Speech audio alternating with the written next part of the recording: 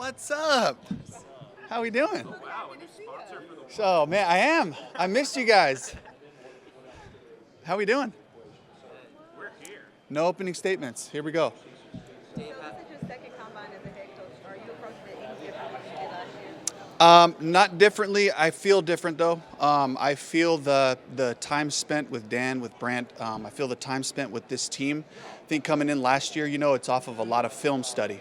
Just playing against coaching against the Panthers, and then watching all those games and kind of having a vision for what could potentially help us challenge our roster and take the next steps forward. But this year, really seeing guys day in and day out, really getting to know the personalities and seeing what fits, certainly from a football standpoint, football character, but then also our locker room, and who these guys are and what they stand for. So that really kind of helps sharpen my focus a little bit as I come in here. Say that again. When the NFL world is giving up on a quarterback, how do you know it's a good time? I just kind of take it week to week. It's just a daily process of improvement, and that goes for any position, particularly the quarterback position. It's something where we should all be pushing to just try to find our best, and so my focus really just stays in the now. It stays right here, and what are the next steps, and so I kind of just try to, encourage my players as well. Block out the narratives, block out the noise, and let's just go to work. Can we do that? Can we come back to work every day, every week? Look at the things. Here's what we did well. Here's what we need to improve, and then take the next steps. Dave, along those lines, Yeah. last game of the season, Bryce and Penix go out and put up a ton of points. How much does that make you think about the future of the division and what you're going to be looking at? That was exciting, but it was also pretty scary, just kind of seeing, Michael Penix step up and make those plays and just really going, drive for drive, battling that way. But it was an exciting feeling to come off of that field, for sure, because we won, but also because you could just feel the sense of like, all right, here's what we have to look forward to. Here's the challenges that we have to meet, and so it does add to the urgency for all of us, to first and foremost, it starts with our division, and there's some really good teams in our division. Dave, last year you went out and got Deontay Johnson. Yeah. Is getting a number one wide receiver part of the calculus? I think we're open to trying to make any moves at every position, trying to find impact players, whether that's through development, through the guys that we have, or free agency, the draft, trades, you never know. We're always going to be open to try to find somebody that can really help us.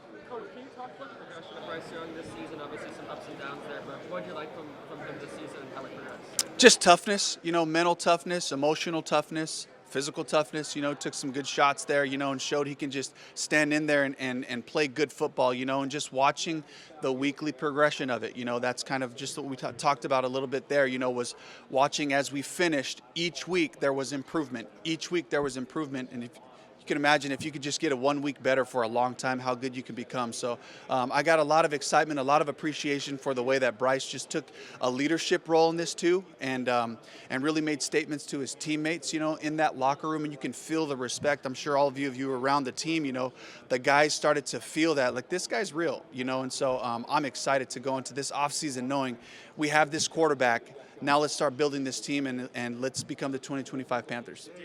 Talked about building the D-line this offseason, Yeah. much like the O-line was the focus last year. Yeah. We've heard people say that this is a deep D-line class, which would seem to jive well with it. Your sense on the depth of the D-line and how it goes? In this draft, yeah, starters, I don't know. I think it's hard for rookies to come into this league and just jump off and be starters. The expectation and the opportunities are there for these guys, but I think that there's just a lot of quality players that fit the traits, that have the physical attributes, and have the play style and all that. And so, I think that's a cool thing for us, as we continue to build our defense. Like, let's be honest, we know we have to address the run game. We know it starts up front. We did that on the offensive line last year, so we're very clear about that being, a high priority for us, but I think the challenge now is, because we do see a lot more players available, is really digging into the character, really digging into the fit.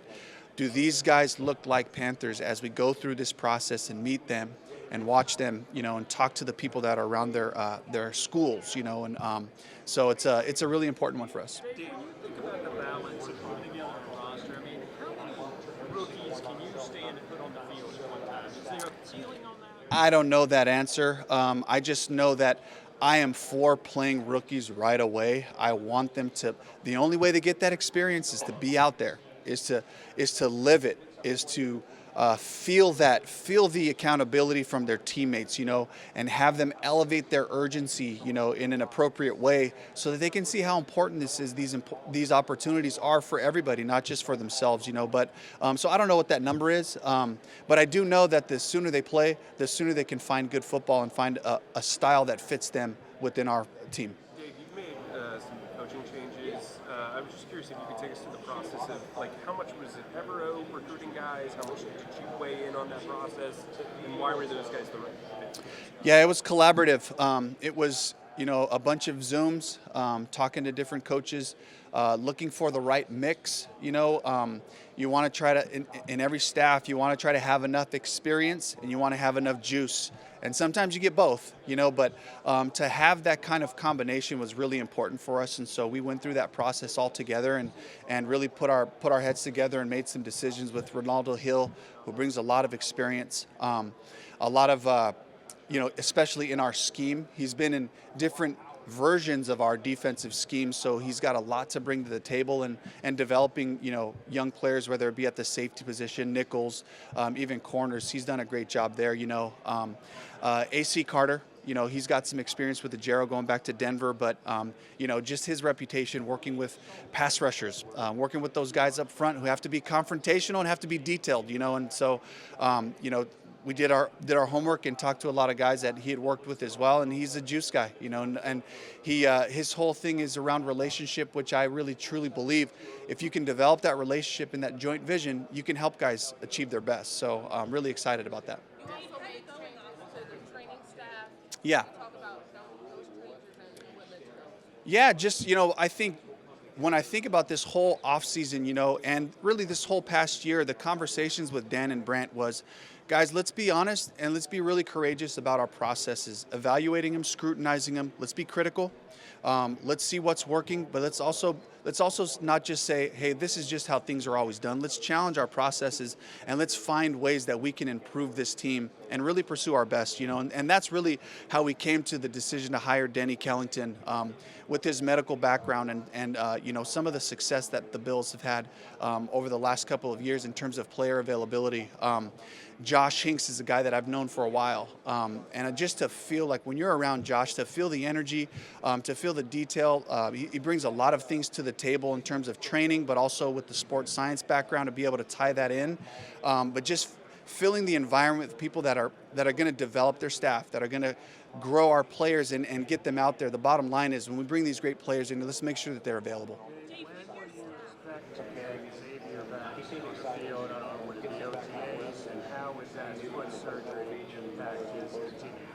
I'm not really sure timeline-wise, but I know I've seen him around a little bit, and he's got a smile on his face. I think he feels a sense of like, man, I can get my body back. I'm so excited for X to take the next step this year. Rob Moore's really excited, to be able to continue to build off of the things. Again, guy played a lot this year, which is huge for rookies to be out there, and to just be able to take those lessons and build off it. We're really excited for X. With your coaching staff, you have a run game coordinator, pass game coordinator, in addition to an offensive coordinator. You also have other coordinators on the defensive side. What is your philosophy in having guys with those titles and having that kind of specialization within your coaching staff? Yeah, just bringing really talented coaches on your staff in whatever capacity that you can, and just trying to make sure that we create an environment where we can utilize all the information. So it doesn't help you if you have a bunch of good coaches, but you can't filter it all in and have it be actionable. And so I think just having some people with those experiences, and also the expectation, like when you're given those titles, that means something. That means that we're expecting you to bring a level of expertise to those areas and to see that growth, So it's opportunity. It comes with responsibility, and so we like to kind of build that out that way. You already mentioned at one point, how much have coaching staffs grown in size and specialization among assistants? I've kind of seen a couple of different models, so I think that there are certain staffs that have a lot of coaches on their staff. I think we're kind of in the middle in terms of utilizing that, and I think the most important part is just find value. be an expert at something, and where someone may have a niche. When you have those assistant titles, find a way to help your boss. Can I help Brian Schottenheimer be a great offensive coordinator as his quarterback's coach, or Shane Waldron as the pass game coordinator? Just find ways to make these guys excellent and try to just fill in the voids of where they're stretched thin a little bit time-wise, and see if you can take something off their plate. And that comes with trust, for sure. But I love it. I love having, the different coaches with different specialties. What's the biggest challenge you face as a first-year coach, play caller? Time management. How did you work all that out? George Lee, yeah, he's our game management director, and he does a great job. And he's peppering me with different situations that come up throughout the week. He and I have been already just through this process looking at all the playoff games to see the situations that come up, end of half, end of game. Using your challenges, those different types of things. And so I really felt covered by him to be able to kind of give me a heads up on things that might come up so that I can be focused on making the next call, And certainly when we're on the defensive side, then there's more of an open dialogue, with some of those things. But I really lean on George, and he does a great job for me. And as the play caller, was it hard to coach the whole team because you're so specific on the offensive side of the ball? There were challenges, yes, especially when you're in year one of an offensive system. There were certainly challenges, but that's where I can rely on guys like Ajero. I can rely on Brad Idzik, to keep the thing moving, and so that I can make my way around the different parts of our team and make sure that at a minimum that I'm impacting the culture and environment that we're looking for, that we're excited to be here, and that we show up for these players with an excitement, because they'll go as we go, and create that platform where the guys can have, resources to take the next steps to find their best. Yeah. Yeah, I think knowledge of our roster. I got to be around the guys. Dan could kind of, fill in some of the gaps. But as I've been around the players, then we can kind of, continue that alignment in those conversations. Dreaming about what this team could be and doing that together. Tons of conversations between he and I and Brent, our text chain and phone calls that happen. I feel so much more clarity about where we need to go, what we need to address, and how we can utilize different players because of spending that time together. Yeah. Yeah, it's going to be built around toughness. It's going to be built around playing great defense in the run game. And we know we have a lot of things to address from a defensive standpoint to take those strides. It's clear. People can see the challenges that we saw from a defensive standpoint. But I see our scheme work around the league. I've seen Ajero at the highest form, in Denver and, here in Carolina 2 years ago. So I know what this scheme can be. We know what we were missing. Let's make sure we have those pieces so that we can be an attacking style of defense, and make it really challenging on opposing offenses. Let's make sure we can continue to run the ball, and let's try to find a way to get some explosives going from an offensive standpoint. And from a special team standpoint, the draft is where that happens. When we can identify players who can add value in the coverage units or as a returner, and those ways, when we can find those guys, wherever that's at in the draft, that's when you become special. In terms of the special teams production, it's usually those young guys who are maybe the backup at their position, but this is a phenomenal athlete who's tough with high character. He's going to go down and do something. So that's when I've seen the best units come alive. With Derek and Shaq missing so much last season, and obviously Shaq announced his free agency, how much did JC get involved as a leader, and where did you notice maybe the leadership on the defense throughout the season? Maybe not just with him. I would say specifically talking about JC, I saw a guy that was just so focused on helping the team, on being out there, on making sure that his body was right. I wasn't around JC before, but what I saw was just this professionalism, this way that he went about his week, his body readiness, his mental preparation, his film study, all those habits. I just saw him give us something so solid and stable for other guys to see. This is how you achieve excellence, and I love the fact that he was recognized for it with the Pro Bowl and all that. But I thought that was inevitable if he could just be out there, and but he brought that to us, So I thought that was really important for JC to be somebody that people can look at. Coach, generally in the scouting process, which kind of like you in the front office, what are some challenges you see that arise, especially recently with players, college players who have transferred maybe usually once, but maybe 2 or 3 times in their college career?